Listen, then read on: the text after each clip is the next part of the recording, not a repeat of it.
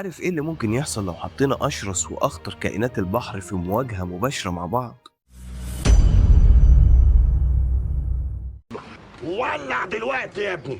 اشوفها بتولع دلوقتي. السينما دايما بتصور لنا القرش الابيض العظيم على انه الكابوس اللي مفيش منه هروب وانه من الكائنات المرعبة في المحيط، بس الحقيقة يا صديقي اللي ممكن ما تكونش تعرفها ان القرش الابيض اول ما بيحس بوجود بطل حلقتنا النهارده بتجيله حرفيا حالة رعب وبيسيب المكان اللي هو فيه ويهرب، وممكن ما يرجعش لنفس المكان ده تاني قبل 6 شهور كاملين، لانه ممكن يتعمل له عملية جراحية حرفيا. وهعرفكوا ازاي كمان شوية. بطل حلقتنا النهارده هو المافيا الحقيقية للمحيطات، الأوركا، والناس بتسميه الحوت القاتل، بس هو في الحقيقة مش حوت أصلا. الأوركا يا صديقي هو أكبر وأشرس فرد في عائلة الدلافين اللي بتعيش في المحيط.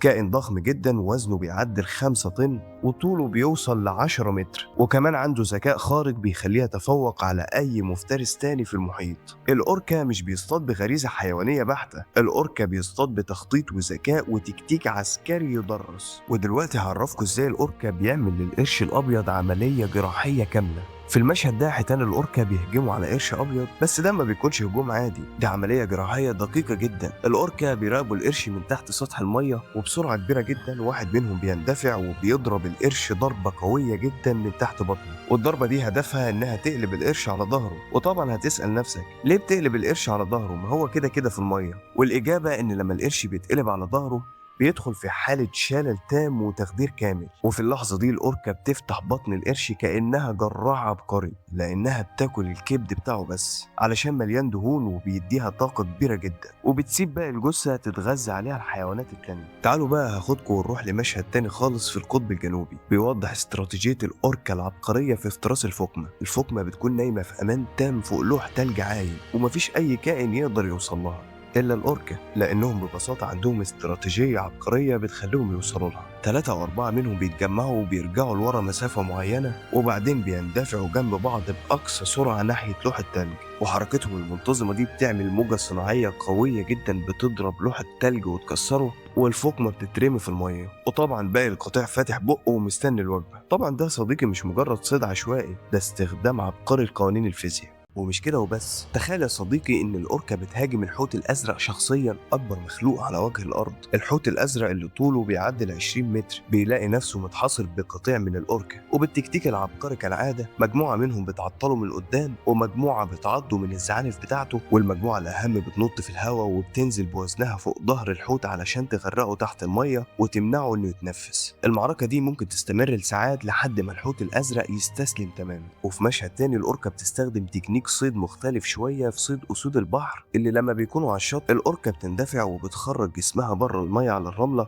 علشان تخطف الفريسة. وعاوز أقول لكم إن الحركة دي خطيرة جدا جدا، لأن الأوركا لو اتعلقت على الشط وما عرفتش ترجع حتما هتموت، بس هما بيحسبوها بالملي. ودي تفضع نار. بيعرفوا ازاي يرجعوا نفسهم للمية تاني مع سحبة الموجة، والأمهات بتاخد وقت علشان تعلم عيالها التكنيك الخطير ده خطوة بخطوة. وبجانب الذكاء الاستراتيجي ده الأوركا بتمتلك ذكاء عاطفي قوي جدا. لو بصينا على تركيب مخ الأوركا هنلاقي إن الجزء المسؤول عن المشاعر والذاكرة متطور بشكل يفوق حتى بعض الرئيسيات. الأوركا مثلا بتحزن على فقدان صغارها، وفي قصة شهيرة جدا لأنثى أوركا فضلت شايلة جثة ابنها اللي مات لمدة 17 يوم متواصلين وسبحت بيه مسافة 1000 ميل في المحيط.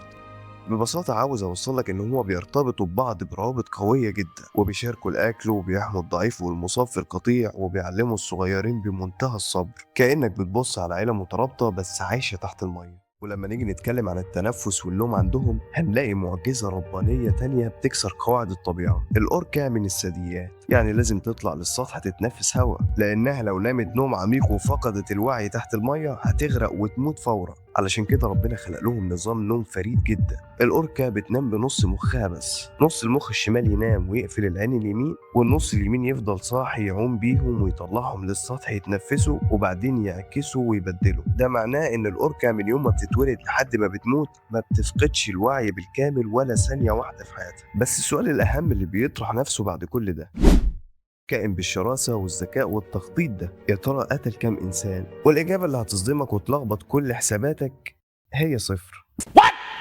مفيش ولا حالة موثقة في التاريخ لأوركا حرة هاجمت أو قتلت إنسان في البحر المفتوح بغرض الافتراس، كأنهم بيبصوا لنا باحترام أو عارفين إننا مش من طعامهم الطبيعي. بل بالعكس، في حوادث كتير الأوركا كانت بتسبح جنب الغواصين بفضول وهدوء وما حاولتش حتى تأذيهم. لكن الكارثة الحقيقية والجانب المظلم ما بيظهرش غير لما الإنسان يقرر يتدخل بغرور ويصطاد الكائن الحر الذكي ده ويحبسه في أحواض زجاجية ضيقة في الملاهي المائية والسيرك علشان يعمل عروض ترفيهية ويدخل فلوس. يعني حوت متعود يسبح مئات الأميال كل يوم في المحيط الواسع فجأة بيلاقي نفسه محبوس في بانيو ومفصول عن عيلته اللي روحه فيها ومجبر يعمل حركات بهلوانية علشان ياكل. طبعا الضغط النفسي الشديد والاكتئاب والعزلة بيحولهم لوحوش حقيقية وبتدمر نفسيتهم تماما. وهنا بس في الأسر سجل التاريخ حوادث مرعبة ومأساوية لحيتان أوركا انهارت عصبيا وهاجمت وقتلت مدربينها بمنتهى العنف.